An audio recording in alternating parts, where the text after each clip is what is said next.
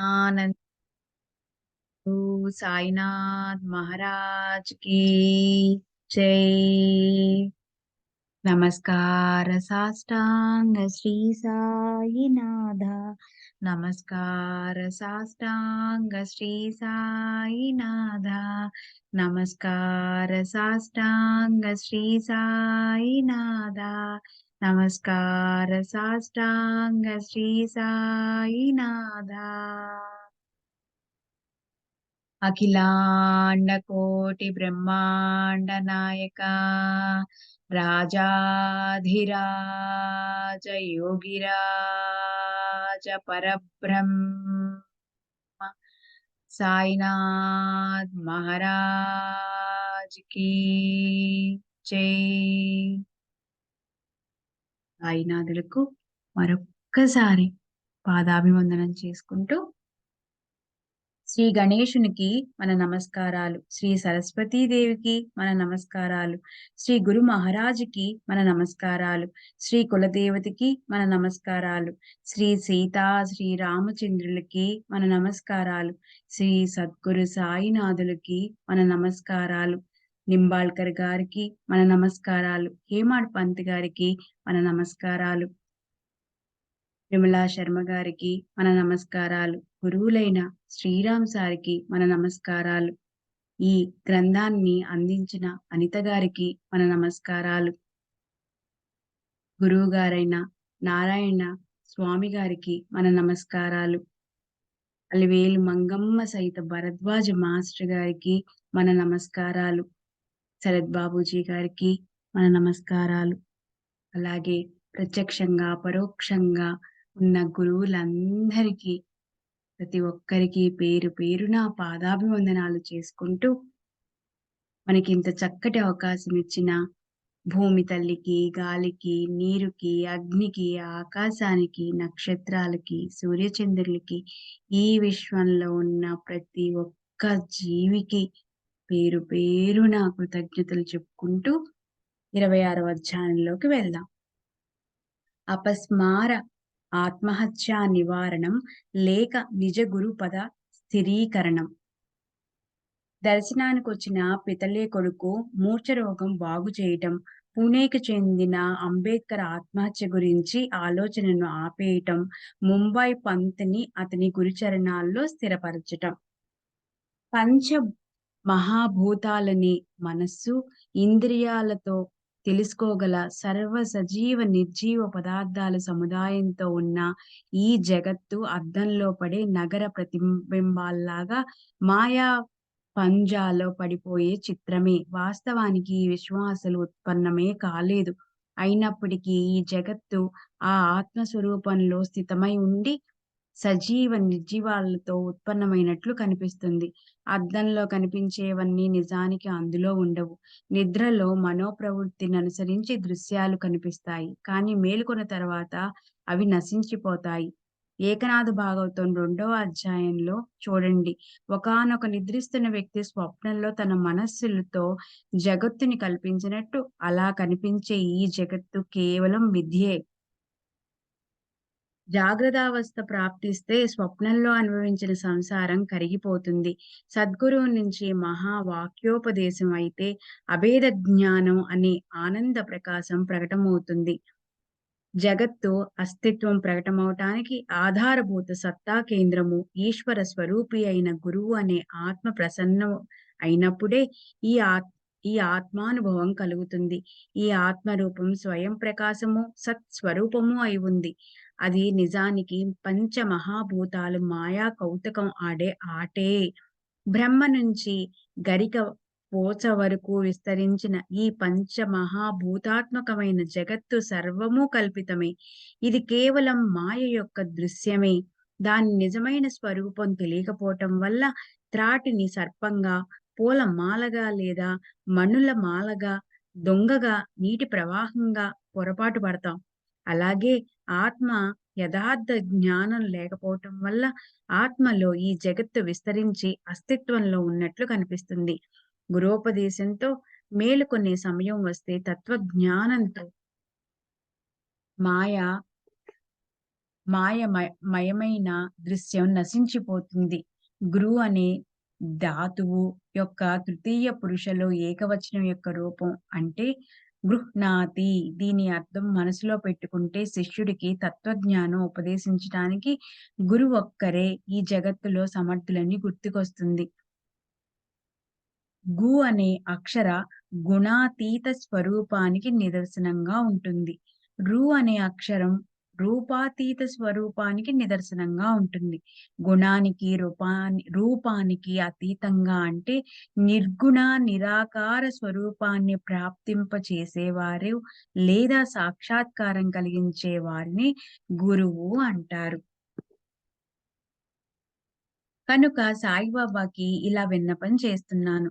నా బుద్ధి ఆత్మ పరాయణురాలై నిత్యానిత్యాల్లోని భేదాన్ని తెలుసుకునేలాగా చెయ్యండి. విషయ సుఖాలను త్యాగం చేయటానికి తత్పరమై ఉండేటట్లు చేయండి. నేను సరా సారాసార విచారాలు లేని మూర్ఖుణ్ణి. అవిద్య అనే తెరతో కప్పబడి సదా సర్వదా మూర్ఖత్వంతో కల్పన చేసేవాడినే ఉన్నాను.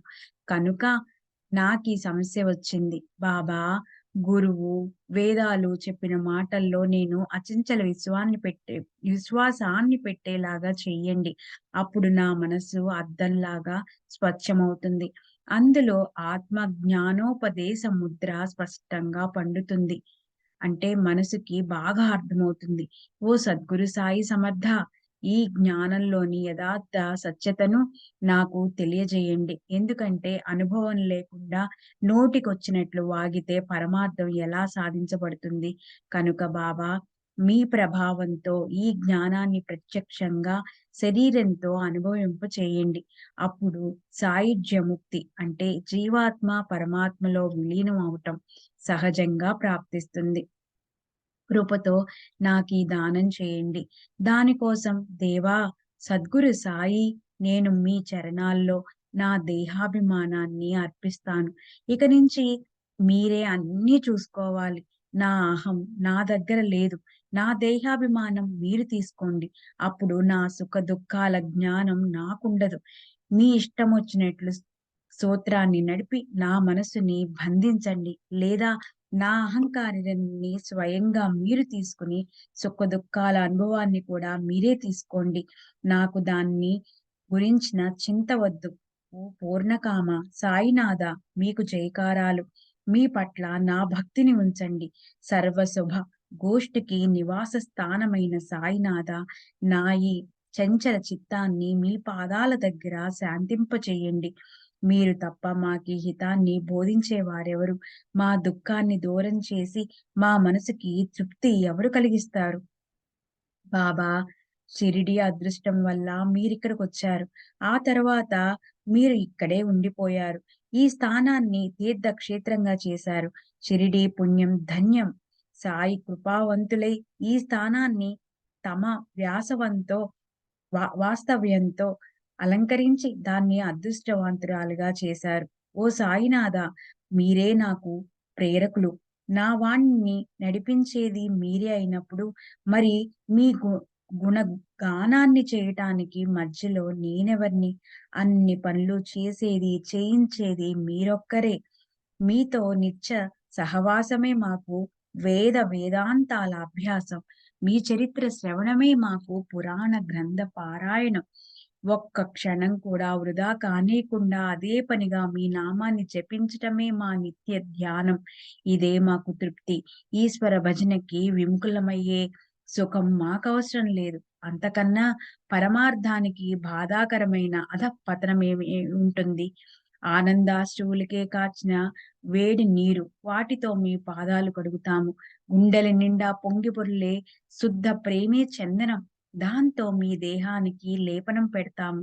ఉత్తమ పద్ధతిలో ఉండే చెక్కు చెదరని శ్రద్ధే మిమ్మల్ని ఆచ్ఛాదించే వస్త్రం. దాన్ని మీ దేహంపై వేస్తాము. బాహ్యోపచార పూజతో కాక ఈ మానసిక పూజా విధితోనే మేము మిమ్మల్ని సుప్రసన్నులుగా, సుఖసంపన్నులుగా చేసుకుంటాం. మనసుని పూర్తిగా ఏకాగ్రం చేసి సాత్విక అష్టభావాలని 8 రేకులున్న ప్రవిమల కోమల కమల సుమాలను మీ చరణాలపై పెడతాము. దాని ఉత్తమ ఫలాన్ని మాకు ప్రసాదించండి. అమాయక భక్తి లేదా శ్రద్ధ అనేవి బుక్క. దాన్ని మీ నుదిటికి పెడతాము. అచంచల భక్తి విశ్వాసాలే నడుముకి కట్టే మొలత్రాడు. దాన్ని మీ నడుముకి కడతాము. మీ పాదాల బొటన వేలుపై తలపెట్టి పూర్తిగా మీకు శరణు వచ్చి అలౌకిక ఆనందాన్ని దోచుకుంటాం. మా ప్రేమ పారవస్యమే రత్నాలంకారం. దాంతో మమ్మల్ని అలంకరిస్తాము. మా సర్వస్వమే మీకు దృష్టి తీసే చేదు వేపాకులు, ఉప్పు, ఆవాలు మొదలైనవి వాటితో మీకు దృష్టి తీస్తాము. అయితే 5 ప్రాణాలే చామరాలు. వాటితో మీకు వేస్తాము. మా తన్మయత్వమే మీకు ఛత్రం. దాంతో మీకు ఎండ నుంచి రక్షణ కల్పిస్తాము. ఈ ప్రకారంగా గంధ అర్ఘ్యాదులతో సహా అష్టోపచారాలతో చేసే స్వానందమనే పూజను మీకు అర్పిస్తాము. ఓ సాయి రాజా! మా కోర్కెల కోసం మేము మిమ్మల్ని ఆరాధిస్తాము. మేము కోరుకున్నది ప్రాప్తింప చేసుకోవటానికి సాయి సమర్థుల నామాన్ని జపిస్తాము. ఈ మంత్రంతోనే పారమార్థాన్ని సాధ్యం చేసుకొని మా నిష్టని సార్థకం చేసుకుంటాము. గత అధ్యాయంలో అత్యంత దయాపరులైన శ్రీ సాయి సమర్థులు తమ భక్తుల శ్రేయస్సు కోసం వారికి ఎలా శిక్షణ ఇచ్చేవారో చెప్పాను. ఇప్పుడు ఈ అధ్యాయంలో తమ దర్శనానికి వచ్చిన భక్తులను తిరిగి తమ మూల గురువు పాదాల్లో ఎలా స్థిరం చేసేవారో ఆ కుశలతతో ఉన్న కథని శ్రద్ధగా విన్నాం. గత అధ్యాయం చివర పంత్ అనే పేరుగల భక్తుడి కథామృతం గురించి నిర్ధారణగా చెప్పబడింది. అందులోని తత్వం మనసులో స్థిరంగా ముద్రించుకోవటానికి బాబా అతనికి ఎలాంటి అనుభవాలను చూపారో, కళ్ళల్లో నిష్ఠ అనే అంజనాన్ని ఎలా పెట్టారో, తన గురుపాదాల్లో స్థిరంగా ఎలా చేశారో, మనస్సుని ఎలా శాంతింపచేశారో శ్రద్ధగా విందాం. ఓసారి పంత్ అని పేరు గల ఓ భక్తుడు తన మిత్రుడితో కలిసి సాయి దర్శనం మీదన్న కోరికతో గొప్ప ప్రయత్నంతో షిరిడీ చేరాడు. అతను ఇదివరకే ఓ గురువు అనుగ్రహాన్ని పొంది ఉన్నాడు.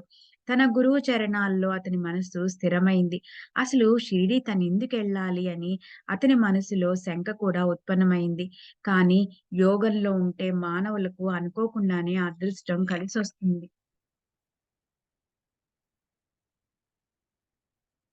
పంత్ సాయి దర్శనానికి వెళ్ళే సమయం వచ్చింది. అది ఖచ్చితంగా సుఖకారకమైంది. మనం ఒకటి తలుస్తాం కానీ ఈశ్వరుడు మనసులో మరోటేదో ఉంటుంది. విధి ముందు ఏదీ పనిచేయదు. అదెలాగో ప్రశాంత చిత్తంతో విందాం. షిరిడీకి యాత్ర చేయాలని నిశ్చయించుకుని కొంతమంది ఆనందంగా ఓ చోట కలిసి తమ ఇళ్ళ నుంచి బయలుదేరి రైలు బండిలో కూర్చున్నారు. ఈ భక్తులు ఈ బండిలో ఎక్కినప్పుడు అక్కడే అనుకోకుండా ఈ పంత్ కూడా కూర్చొని ఉన్నాడు. మాట్లాడుతుండగా వీరంతా షిర్డీకి వెళ్తున్నారని పంత్‌కి తెలిసింది. ఆ భక్తుల్లో కొందరు పంత్ స్నేహితులు. అందులో పంత్ వియ్యంకుడు, వియ్యపురాలు కూడా ఉన్నారు. పంత్ మనసులో అసలు ఆ ఆలోచన లేకపోయినా బలవంతంగా వాళ్ళు షిరిడీ రండి అని అడిగి అతన్ని ఒప్పించారు. మొదట పంతు తను వెళ్ళవలసిన చోటికి టికెట్ కూడా కొన్నాడు. కానీ తరువాత అతని ఆలోచన మారిపోయింది. తను వెళ్ళవలసిన చోటికి టికెట్ కూడా కొన్నాడు. కానీ తరువాత అతని ఆలోచన మారిపోయింది. అతను విరార్ స్టేషన్‌లో దిగాడు. భక్తులు ముంబైకి వెళ్ళిపోయారు. పంత్ కూడా తన గురువు అనుమతి తీసుకొని ఖర్చు కోసం అప్పు చేసి మిత్రులను మనసు నొప్పించకూడదని ముంబైకి వెళ్ళాడు. అప్పుడు అందరూ కలిసి ఆనందంగా షిరిడీ వచ్చారు. ఉదయం సుమారు 11 గంటలకి వారంతా మసీదుకు వెళ్లారు. బాబా పూజ కోసం భక్తుల రద్దీ చూసి వారికి ఉల్లాసం కలిగింది. బాబా రూపం చూసి వారెంతో ఆనందించారు. ఇంతలో పంత్ కళ్ళు తిరిగి స్పృహ తప్పి పడిపోయాడు. అతని ప్రాణం నీరసపడింది. శరీరం చలనరహితంగా అయింది. అది చూసి అతనితో పాటు వచ్చిన వారికి చింత కలిగింది. వారి మనసు ఎంతో అశాంతికి లోనైంది. కానీ సాయిబాబా కృపాదృష్టి వల్ల ఆ భక్తుల సహాయంతో మొహంపై నీరు చల్లాక పంత్ స్పృహలోకొచ్చాడు. పూర్తిగా అతని స్పృహలోకి వచ్చి నిద్ర నుంచి మేల్కొన్నట్లు కంగారుగా లేచి కూర్చున్నాడు. సాయిబాబా సర్వజ్ఞులు. పంత్ మొదటే ఓ గురువుకి శిష్యుడు అని ఆయనకు తెలుసు. కనుక అతనికి ధైర్యం చెప్పి బాబా అతన్ని అతని గురువు వద్దే స్థిరంగా ఉంచేశారు. ఎలాంటి సందర్భంలోనూ తమ స్థానాన్ని వదలకూడదు. సదా సర్వదా తమ స్థానాన్ని అంటిపెట్టుకుని ఉండాలి. ఏకనిష్టతో సమస్త గురువుల ఐక్యతను గుర్తుపెట్టుకోవాలి అన్నారు. పంత్‌కి అదంతా బోధపడింది. తన గురువుని గుర్తు చేసుకొని సాయిబాబా కరుణని జన్మంతా గుర్తుపెట్టుకున్నాడు. అలాగే ముంబైకి చెందిన హరిశ్చంద్ర పితళే అనే ఓ వ్యక్తి తన కొడుకు మూర్ఛ వ్యాధితో పీడించబడటంతో ఎంతో బాధపడిపోయాడు. దేశ విదేశాల్లో డాక్టర్లందరూ అయిపోయారు. కానీ ఏ ఉపాయమూ పనిచేయలేదు. అందరి ప్రయత్నాలు వ్యర్థమైపోయాక చివరికి సాధు సత్పురుషులు మిగిలారు. క్రీస్తు శకము 1910వ సంవత్సరంలో దాసగని కీర్తనలు ప్రారంభమయ్యాయి. శ్రీ సాయినాథుల కీర్తి వ్యాపించి షిరిడీకి వచ్చే యాత్రికులు పెరిగారు. షిరిడీ ఎక్కడో మారుమూల కుగ్రామం. అయితే అది గొప్ప అదృష్టవంతురాలు. అదిప్పుడు పండరీపురమే అయింది. యాత్రికులు అపారంగా వస్తున్నారు. సాయిబాబా తమ కేవల దర్శనంతోనో, లేదా కేవల హస్త స్పర్శతోనో, లేదా కేవల కృపా దృష్టితోనో రోగాన్ని తొలగిస్తారని అనేకులకు అనుభవంలోకొచ్చింది. సాయినాథులు అనన్యంగా శరణు వెళ్తే భక్తులకు శ్రేయస్సు కలుగుతుంది. అందరి మనసుల్లోని ఇచ్చ తెలుసుకొని బాబా అవన్నీ నెరవేరుస్తారు. విభూతి బాబా దునిలోని బూడిద పెట్టటంతో భూత పిశాచాలు పారిపోతాయి. ఆశీర్వాదంతో రోగులు నశించిపోతాయి. కృపాదృష్టితో దుఃఖాలు అసలు దగ్గరకే రావు. అది విని జనులు షిరిడీకి పరుగు పరుగున పోతారు అన్న సాయిబాబా మహిమ దాసగను గ్రంథం ద్వారాగాను, కీర్తనల ద్వారాగాను విని పితలేకు బాబా దర్శనం చేసుకోవాలని ఉత్సాహం కలిగింది. పిల్లా పాపలను రకరకాల పళ్ళను తీసుకొని అతను తమ పూర్వ జన్మ పుణ్యం వల్ల బాబా దర్శనానికి ఆయన్ని కలిసేందుకు షిరిడీ చేరుకున్నాడు. అక్కడ పిల్లవాడిని బాబా పాదాలపై పడేసి పిల్లవాడు స్పృహ తప్పి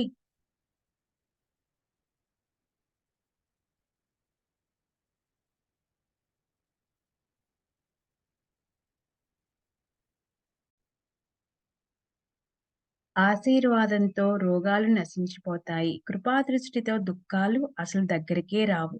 అది విని జనులు షిరిడీకి పరుగు పరుగున పోతారు అన్న సాయిబాబా మహిమ దాసగను గ్రంథం ద్వారాను, కీర్తనల ద్వారాను విని పితలేకి బాబా దర్శనం చేసుకోవాలన్న ఉత్సాహం కలిగింది. పిల్లా పాపలను రకరకాల పళ్ళు తీసుకుని అతను పూర్వజన్మ పుణ్యం వల్ల బాబా దర్శనానికి బయలుదేరాడు. అక్కడ పిల్లవాడిని బాబా పాదాలపై పడేసి, తాను కూడా బాబా ముందు సాష్టాంగపడ్డాడు. అప్పుడో విపరీతం జరిగింది.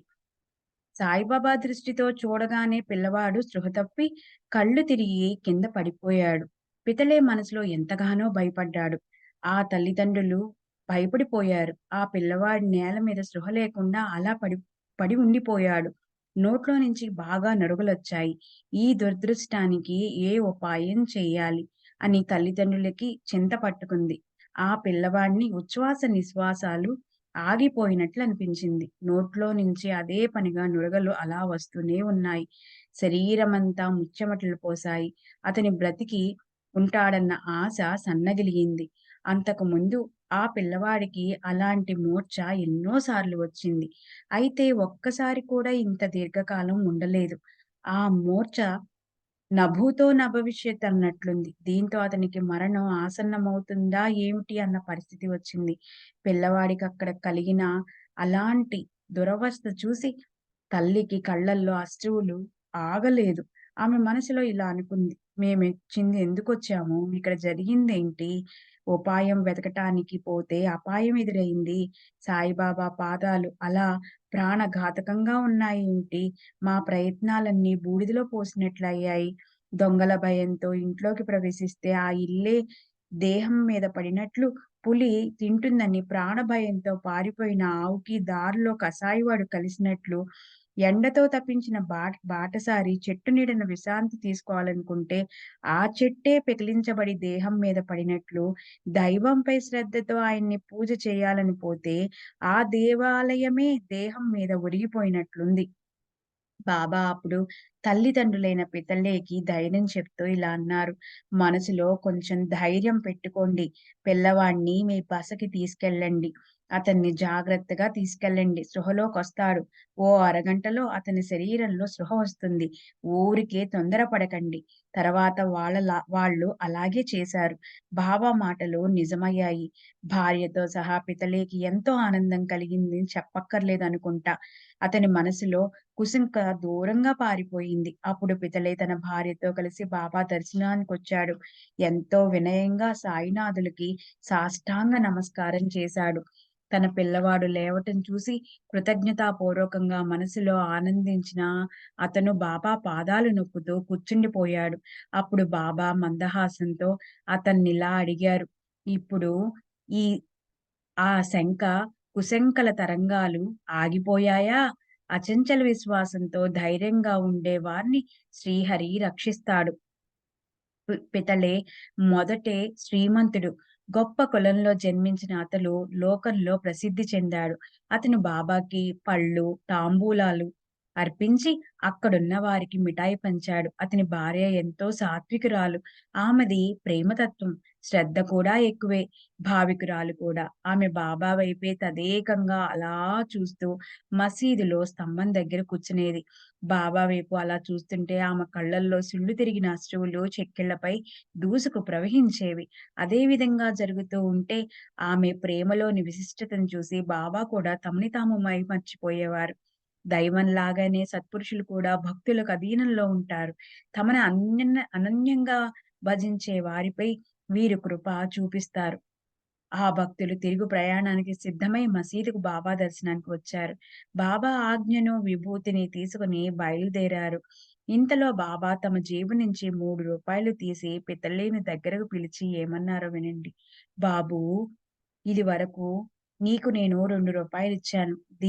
దాంతో పాటు వీటిని కూడా కలిపి పూజా మందిరంలో పెట్టు. వీటిని పూజిస్తే నీకు శ్రేయస్సు కలుగుతుంది." బాబా ప్రసాదమంటూ పితలే ఆ రూపాయలను ఆనందంతో స్వీకరించాడు. బాబా పాదాలపై పడి సాష్టాంగపడి అతనిలా అన్నాడు. "మహారాజా, మాపై కృప చూపండి." పితలే మనసులో ఇలా అనుకున్నాడు. నేనైతే షిరిడీకి రావటం ఇది మొదటిసారి. మరి బాబా ఇలా ఎందుకంటున్నారో నాకు ఖచ్చితంగా అర్థం కావటం లేదు. బాబాని ఇంతకుముందు నేనెప్పుడూ చూడనే లేదు. మరి ఇదివరకాయన నాకు రూ. 2 వారన్న ఆ మాటలకు అర్థం నాకు స్పష్టంగా తెలిసేదెలా? పితలేకి అది తెలుసుకోవాలని కుతూహలం పెరిగింది. కానీ బాబా అది తెలవనివ్వలేదు. ఆ అస్పష్టత అలాగే ఉండిపోయింది. మహాత్ములు సహజంగా ఏదో మాట్లాడినప్పటికీ వారి ఆ మాటలు నిజమే అయి ఉంటాయి. ఆ సంగతి పితలేకి తెలుసు. కనుక అతను ఆలోచనలో పడ్డాడు. కానీ ముంబైలో తమ ఇంటికి తిరిగి వెళ్ళిన తర్వాత అక్కడున్న ఆ వృద్ధురాలి ద్వారా అతని జిజ్ఞాసను పోగొట్టుకున్నాడు. ఆ వృద్ధురాలు పితల్లే తల్లి. సహజంగా షిరిడీ కబుర్లు చెప్తున్నప్పుడు రూ. 3 సంగతి బయటపడింది. అయితే దాంతో ఎలా సమన్వయం చేసుకోవాలో మొదట తెలియలేదు. కానీ తర్వాత ఆలోచిస్తుంటే ఆ వృద్ధురాలికి గుర్తొచ్చింది. ఆమె పితలేతో ఇలా అంది. "అప్పుడు నాకు నిజంగానే గుర్తొస్తోంది. బాబా అన్న మాటలు ఎంతో నిజం. ఇప్పుడు నీవు నీ కొడుకుతో షిరిడీ వెళ్లి బాబా దర్శనం చేసుకున్నావు కదా! అలాగే మీ నాన్న నిన్ను ఇదివరకు అక్కలకోట తీసుకువెళ్లారు. అక్కడి మహారాజు కూడా గొప్ప ప్రసిద్ధి చెందిన సిద్ధపురుషులు, సర్వజ్ఞులు, యోగులు, విద్వాంసులు, పరోపకారులు. మీ నాన్న కూడా పరిశుద్ధమైన ఆచరణ కలవారు. మీ నాన్న చేసిన పూజను స్వీకరించి ఆ యోగిరాజు ప్రసన్నులైనారు. ఆయన ప్రసాదంగా రూ. 2 పూజార్చనలు చేయటానికిచ్చారు. ఆ రూ. 2 మన పూజలో ఉండేవి. మీ నాన్న ఎంతో శ్రద్ధతో, నియమంగా వాటిని పూజించేవారు. ఆయన నిష్ఠ నాకొక్కదానికే తెలుసు. ఆయన అలా వ్యవహరించేవారు. ఆయన పోయిన తర్వాత ఆ పూజా సామాను పిల్లల ఆట వస్తువుల్లాగా అయ్యాయి. పిల్లలకి దైవం మీద శ్రద్ధ పోయింది. పూజ అంటే ఓ సిగ్గుపడే వ్యవహారంలాగా అయిపోయింది. పూజ కోసం చిన్న పిల్లల్నే నియమించటం జరిగింది. ఇక రూపాయల గురించి ఎవరు పట్టించుకుంటారు? అలా ఎన్నో సంవత్సరాలు గడిచిపోయాయి. ఆ రూపాయలు ఎక్కడో పోయాయి. వాటిని గురించి గుర్తు కూడా పూర్తిగా పోయింది. ఆ రూపాయలు రెండూ మాయమైపోయాయి. నీ అదృష్టం గొప్పది. సాయి రూపంతో అకల్కోట స్వామి మహారాజే ఆ మరుపు అనే ఆచ్ఛాదనను దూరం చేయటానికి, సంకటాలను నివారించటానికి మీకు కలిశారు. అయినా ఇక మీదట పొరపాటుగానైనా సరే మిథ్యా భావనను రానివ్వకు. మీ పూర్వజులు ఆచరణ వైపు శ్రద్ధ పెట్టు. పొరపాటు పనులు చేయవద్దు. ఆ రూపాయలను పూజించి వాటిని మహాత్ముల ప్రసాదమని, వాటిని భూషణంగా భావించు. సాయి సమర్థులు ఈ చిహ్నాన్నే మీకు చెప్పి మీ భక్తిని మళ్ళీ జాగృతం చేశారు. తల్లి చెప్పిన ఈ మాటలు విని పితలే మనసుకెంతో ఆనందం కలిగింది. సాయిబాబా వ్యాపకత గురించి మనసుకి ఖచ్చితంగా తెలిసింది. దర్శనం సార్థకమైనట్లనిపించింది. తల్లి శబ్దరూప అమృతం పితలేలో నశించిపోయిన భావనను మేల్కొల్పింది. పశ్చాత్తాపమనే ప్రాయశ్చిత్తాన్ని కలగజేసింది. కలగబోయే శ్రేయస్సుని చూపించింది. అయిందేదో అయింది. మహాత్ములు జరగబోయే పని కోసం మేల్కొల్పారు. వారి ఉపకారానికి కృతజ్ఞుడై పితలే తన పనిలో సావధానమైనాడు. అలాంటిదే మరో అనుభవం చెప్తాను. భక్తుల విశృంఖలము, అవిచారము అయిన మనోవృత్తిని బాబా ఎలా ఆపుతారో, దాన్ని ప్రశాంత చిత్తంతో విందాం. గోపాల్ నారాయణ అంబడికేర్ అనే పేరు గల సాయిబాబా శ్రేష్ఠ భక్తుడొకడు పూణేలో ఉండేవాడు. అతని కథను ఆధారపూర్వకంగా విందాం. ఇంగ్లీషు భాషలో, ఇంగ్లీషు ప్రభుత్వంలో అబ్ ఆబ్కారీ డిపార్ట్‌మెంట్‌లో అతను ఉద్యోగం చేసేవాడు. 10 సంవత్సరాలయిపోయాక దాన్ని విడిచి అతను ఇంట్లో ఖాళీగా కూర్చున్నాడు. అతనికి విధి వక్రించి ప్రతికూలమైంది. రోజులన్నీ ఒకేలా ఉండవు కదా! గ్రహదశ తిరిగింది. దాన్ని అనుభవించకుండా ఎవరు తప్పించుకోగలరు? మొదట్లో అతని ఠాణే జిల్లాలో ఉద్యోగం ఉండేది. తరువాత విధివశాత్తు అతను జవహర్ వచ్చాడు. అక్కడ అధికారి అయ్యాడు. అక్కడే అతను నిరుద్యోగి అయిపోయాడు. ఉద్యోగం అంటే తామరాకు మీద నీటి బొట్టు లాంటిది. అంటే అశాశ్వతం. మళ్ళీ తిరిగి ఎలా లభిస్తుంది? అం అం ఆంబడేకర్ ప్రయత్నాలు ఎంత చేసినా కూడా అతనికి ప్రయోజనం కలగలేదు. కనుక ఎవరికీ దాస్యం చేయకుండా స్వతంత్రంగా ఉండాలని అతను నిశ్చయించుకున్నాడు. దానికి తోడు ఆపదలు కూడా వచ్చి పడ్డాయి. అతను పూర్తిగా హతాశుడైనాడు. సంవత్సరాలు గడిచే కొద్దీ అతని ఆర్థిక పరిస్థితి దిగజారిపోయింది. ఆపదల మీద ఆపదలు వచ్చి ఇంట్లోని పరిస్థితి సహింపరాని విధంగా అయ్యింది. ఆ ప్రకారంగా 7 సంవత్సరాలు గడిచాయి. ప్రతి సంవత్సరం అతను షిరిడీ వెళ్ళొస్తుండేవాడు. బాబా ముందు సాష్టాంగపడి రాత్రింబవళ్ళు ఆయనకి మొరపెట్టుకునేవాడు. 1916 సంవత్సరంలో అతనికి ఎంతో విరక్తి కలిగి ఇలా అనిపించింది. షిరిడీ వెళ్లి ప్రాణాలు తీసుకోవాలనుకున్నాడు. ఈసారి కుటుంబంతో కలిసి 2 నెలలు షిరిడీలో ఉన్నాడు. ఓ రాత్రి ఏం జరిగిందో విందాం. దీక్షిత్ వాడాగా ఎదురుగుండా ఎడ్ల బండిపై కూర్చున్నప్పుడు ఆ ఆబండేకర్ మనసులో ఆలోచన తరంగాలు ఎగిశాయి. అతనికి జీవితంపై విసుగు పుట్టింది. అతని మనస్సు ఉదాసీనంగా అయిపోయింది. ఈ బాధలు ఇక చాలు వద్దు అనుకుని జీవించాలన్న ఆశను వదిలేసి విరక్తితో అంబాడేకర్ బావిలో దూకటానికి నిశ్చయించుకున్నాడు. దగ్గరలో ఎవరూ లేకుండా చూసి దుఃఖాన్ని దూరం చేసుకోవటానికి తన మనసులో కోరిక తీర్చుకోవాలని అతను నిర్ణయించుకున్నాడు. ఆత్మహత్య మహాపాపం. ఎంతో భయంకరమైనది. అయినా చనిపోవాలన్న తన ఆలోచనను అతను దృఢతరం చేసుకున్నాడు. కానీ ఈ జగత్తుని నడిపించేవారు సాయిబాబా. సాయిబాబా అంబేడ్కర్ ఆలోచనను ఆపేశారు.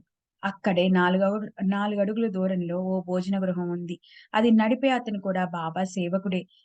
సగనుడు అప్పుడు ఇంటి గుమ్మం దగ్గరికొచ్చి అంబడేకర్‌ను ఇలా అడిగాడు. "అక్కల్కోట మహారాజు గారి చరిత్ర ఎప్పుడైనా చదివావా? చూద్దాం, చూద్దాం. ఏం పుస్తకమది?" అంటూ అంబేడ్కర్ దాన్ని చేతిలోకి తీసుకున్నాడు. సహజంగా పేజీలు తిరగేసి మధ్యలో అతను చదవసాగాడు. కర్మ, ధర్మ సంయోగం ఎలా కలుస్తుందో చదివే విషయం గూడా అలాగే కలుస్తుంది. అతను చదివిన వెంటనే తన హృదయంలోని ఆలోచనపై దాని ప్రభావం పడటమని ఆ కథ సహజాతి సహజంగా జరిగింది. దాన్నంతా శ్రోతలకు గ్రంథ విస్తరణ భయంతో క్లుప్తంగా చెప్తాను. అకలకోటలో ఆత్మస్వరూపంలో నిమగ్నమయ్యే గొప్ప మహిమాన్వితుడు స్వామి సమర్థ మహారాజు ఉంటున్నప్పుడు అనేక రోగాలతో బాధపడే భక్తుడొకడికి సహింపరాని కష్టాలు ప్రాప్తించాయి. రోగుల నుంచి ముక్తుడు కావాలని ఎన్నో రోజులు అతను మహారాజుని సేవించాడు. ఇప్పుడు ఆ కష్టాన్ని సహించలేకపోవటం వల్ల ఆ భక్తుడు ఎంతో ఉద్విగ్నుడైతాడు. ఆత్మహత్య చేసుకోవాలని నిశ్చయించుకుని రాత్రి వేళ ఒక బావిలోకి దూకాడు. ఇంతలో స్వామి సమర్థ మహారాజు అక్కడికొచ్చి తన చేత్తో అతన్ని బయటకు తీసి అతనికిలా ఉపదేశించారు. భోక్తృత్వం అంతా అనుభవించవలసి ఉంటుంది. మన పూర్వకర్మను అనుసరించి వ్యాధులు, కుష్టు, క్లేశాలు, రోగాలు వస్తాయి. ఇవి పూర్తిగా అనుభవించక హత్య చేసుకుంటే దాని నుంచి ముక్తి ఎలా పొందుతావు? ఈ అనుభవం పూర్తి కాకపోతే మరో జన్మ ఎత్తవలసి వస్తుంది. కనుక అలాగే కష్టాలను కొంచెం సహనంతో అనుభవించు. ఆత్మహత్య చేసుకోవద్దు. ఈ సమయోచితమైన కథను చదివి అంబేడ్కర్ మనసులో విస్మయం చెందాడు. బాబా వ్యాపకత్వాన్ని చూసి తన స్థానంలో ఒక్కసారిగా హాయిగా కూర్చున్నాడు. ప్రారబ్ధం అనుభవించి తీరాలని బాబా సరైన సమయానికి సూచించారని అం అంబడేకర్ మనసుకి తెలిసింది. ఆత్మహత్యని ఆ గొప్ప సాహసానికి అతను పూనుకోలేదు. ఈ అదృష్టం అశరీరవాణియే చెప్పిందని అంబేడ్కర్‌కు అనిపించింది. అతనికి సాయి చరణాల్లో ఆసక్తి కలిగింది. నిజంగానే సాయిబాబా అసంభవం అనిపించే సంఘటనలను సంభవంగా చేస్తారు. సగటున నోటితో సాయి సంకేతాలు ఈ గ్రంథం ద్వారా లభించటం ఏం కొంచెం ఆలస్యమైనా ప్రాణానికి ముప్పొచ్చేది. జీవితం మట్టి పాలయ్యేది. కుటుంబానికి భయంకరమైన నష్టం కలిగేది. భార్యకు అనర్థం వాటిల్లేది. స్వార్థ పరమార్థాలు 2 కూడా పోయేవి. గ్రంథాన్ని నిమిత్తంగా చేసుకుని బాబా సగంకి ప్రేరణ కలిగించి ఆత్మహత్య నుంచి అంబడేకర్ మనస్సుని వెనక్కు మరల్చారు. ఈ ప్రకారంగా జరిగి ఉండకపోతే ఆంబడేకరు పాపం వ్యర్థంగా ప్రాణాలు పోగొట్టుకుని ఉండేవాడు. కానీ సాయి లాంటి తారకులున్న చోట చంపేవాడు మాత్రం ఎలా చంపగలడు? ఈ భక్తుడి తండ్రికి అక్కలకోట స్వామిపై భక్తి ఉండేది. అదే భక్తిని కొడుకుతో ఇక ముందు కూడా నడిపించాలన్న స్పష్టమైన బోధన బాబా అతనికి ఈ అనుభవ రూపంతో చేశారు. తరువాత మంచి జరిగింది. ఆ రోజులు కూడా గడిచిపోయాయి. అంబడేకర్ జ్యోతిశాస్త్రాన్ని కష్టపడి అభ్యసించాడు. దాని ఫలితం కూడా దక్కింది. సాయి కృపాప్రసాదం పొందటంతో తర్వాత మంచి రోజులొచ్చాయి. జ్యోతిశాస్త్రంలో ప్రావీణ్యత సంపాదించాడు. మునుపటి దైన్యావస్థ నశించిపోయింది. గురు చరణాల్లో ప్రేమ పెరిగింది. ఆరోగ్యం, క్షేమం, సౌఖ్యం కలిగాయి. సంసారంలో విశ్రాంతి, ఐశ్వర్యం లభించాయి. అత్యంత ఆనందం ప్రాప్తించింది. ఒకదాన్ని మించి ఒకటిగా అలా లెక్కలేనంతగా ఉన్న బాబా చమత్కారాలను చెప్పుకుంటూ పోతే గ్రంథం విస్తరిస్తుంది. కనుక కేవలం వాటి సారాంశం మాత్రమే చెప్తున్నాను. హేమాడ్ పంతు సాయిబాబాని శరణన్నాడు. రాబోయే అధ్యాయంలో శ్యామకి బాబా విష్ణు సహస్రనామనే విష్ణు సహస్రనామమనే దానినెలా ఇచ్చారు అన్న మధురమైన వర్ణన వస్తుంది. శ్యామ వద్దు వద్దు అంటున్నా అతని మీద అనివార్యమైన ప్రేమ వల్ల బాబా బలవంతంగా అతనికి విష్ణు సహస్రనామాన్ని, దాని గొప్ప మహత్యాన్ని అందంగా చెప్పిస్తారు. ఇప్పుడు విచారపూర్వకంగా ఆ కథను విందాం. అనుగ్రహించే సమయం వస్తే శిష్యులకి అసలు ఇష్టం లేకపోయినా బాబా అనుగ్రహాన్ని ఇచ్చినట్లు తెలుస్తుంది. సద్గురువు దగ్గర అనుగ్రహించటం అనే పద్ధతి ఎంతటి అలౌకికంగా ఉంటుందో అది ఈ అధ్యాయంలో కనిపిస్తుంది. శ్రోతలు ఈ కథను ఆదరపూర్వకంగా వినాలి. సాయి సమస్త గుణాల నిధి, సకల శుభాలకు శుభం. ఆయన చరిత్ర పవిత్రము, పుణ్య కారకము. అదృష్టమంటేనే అది వినటానికి పవిత్రులమవుతాము. సర్వులకి శుభమస్తు. ఈ ప్రకారంగా సత్పురుషులు, సజ్జనుల ప్రేరణ కలిగించిన భక్త హేమాడుపంతు రచించిన శ్రీ సాయి సమర్థుల సత్యచరిత్రలోని అపస్మారము లేదా ఆత్మహత్య నివారణము లేదా నిజ గురు పద స్థిరీకరణ అనే పేరుగల 26వ అధ్యాయం ముగిసింది. శ్రీ సద్గురు సాయినాథార్పణమస్తు. శుభం భవతు. శ్రీ సచ్చిదానంద సమర్థ సద్గురు సాయినాథ్ మహారాజ్ की జై. నమస్కార సాష్టాంగ శ్రీ సాయినాథ. నమస్కార సాష్టాంగ శ్రీ సాయినాథ. నమస్కార సాష్టాంగ శ్రీ సాయినాథ. నమస్కార సాష్టాంగ శ్రీ సాయినాథ.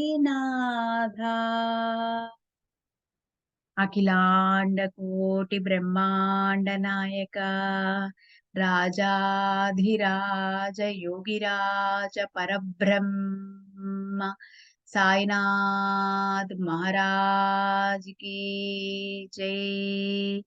సర్వే జనా సుఖినో భవంతు. లోకా సమస్తా సుఖినో భవంతు. ఓం శాంతి శాంతి శాంతి శాంతి.